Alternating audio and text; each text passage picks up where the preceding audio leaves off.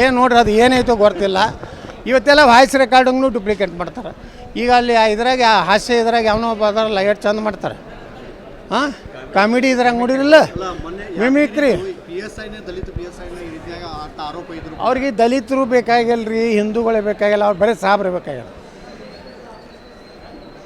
ಅವರಿಗೆ ಸಾಬ್ರ ಸಲುವಾಗಿನೇ ಕಾಂಗ್ರೆಸ್ ಐತಿ, ಇದು ಹಿಂದೂಗಳ ಸಲುವಾಗಿಲ್ಲ.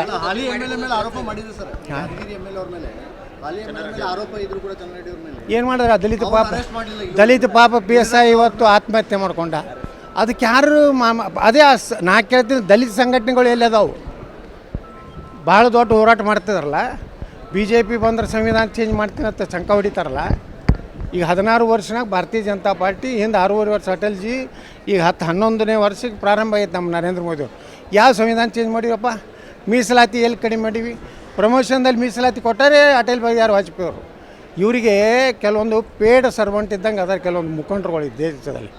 ಅವರು ಅಲ್ಲಿ PTM ಇದ್ದಂಗೆ ರೊಕ್ಕ ಹಾಕ್ಕೊಳ್ಳಿ ಮಾತಾಡ್ತಾವೆ. ಮತ್ತು ರೊಕ್ಕ ಕಡಿಮೆ ಆಯ್ತಂದ್ರೆ ಕಾಂಗ್ರೆಸ್ ವಿರುದ್ಧ ತೀವ್ರ ವಾಗ್ದಾಳಿ ಆಗ್ತಾರೆ. ಮತ್ತು ರಾತ್ರಿ ಬಂದು ಪೇಮೆಂಟ್ ಆಯ್ತು ಅಂದ್ಕೊಳ್ಳೇ ಆ ಹೋರಾಟ ಹಿಂತೆಗೆದುಕೊಳ್ಳಲಾಗಿತ್ತು. ಇಂಥ ಸಂಘಟನೆಗಳಿಂದ ದಲಿತರು ಉದ್ಧಾರ ಆಗೋದಿಲ್ಲ. ದಲಿತರು ಹೊಸ ಒಂದು ನಾಯಕತ್ವವನ್ನು ಅವರು ಇನ್ನು ಮೇಲೆ ಚಿಂತನೆ ಮಾಡಬೇಕು. ಅವ್ರು ಸರಿಯಾಗಿ ಬಾಬಾ ಸಾಹೇಬ್ ಅಂಬೇಡ್ಕರ್ ಜೀವನ ಚರಿತ್ರೆ ಓದಬೇಕು. ಅವ್ರು ಇಸ್ಲಾಂ ಬಗ್ಗೆ ಏನು ಹೇಳಿದ್ದಾರೆ ಅನ್ನೋಂಥದ್ದು ಓದಬೇಕು. ಭಾರತೀಯತೆ, ಭಾರತೀಯ ಸಂಸ್ಕೃತಿ ಬಗ್ಗೆ ಬಾಬಾ ಸಾಹೇಬ್ ಅಂಬೇಡ್ಕರ್ ವಿಚಾರ ಏನದು ಮೊದಲು ದಲಿತರು ಬುದ್ಧಿಜೀವಿಗಳ ತಿನ್ನೋದನ್ನು ಮೊದಲು ಓದಲಿ. ಯಾವ ನಿಜವಾಗಿ ಅಂಬೇಡ್ಕರ್ ಅವರ ಅನ್ಯಾಯತೆ ಯಾರೇ ದಲಿತ ಮುಖಂಡರಿತ್ತಂದ್ರೆ ಅವ ಏನಾರೇ ಮನುಷ್ಯತ್ವ ಕಾಂಗ್ರೆಸ್ನಾಗ ಇರೋದಿಲ್ಲ. ಮೊದಲೇದು ಅಂಬೇಡ್ಕರ್ ಒಂದು ಮಾತು ಹೇಳ್ಯಾರ, ಕಾಂಗ್ರೆಸ್ನ ಎಂದೂ ಅವರು ಸೇರಬೇಡ್ರಿ ಅಂತ ಅಂಬೇಡ್ಕರ್ ಕರೆ ಕೊಟ್ಟಾರೆ.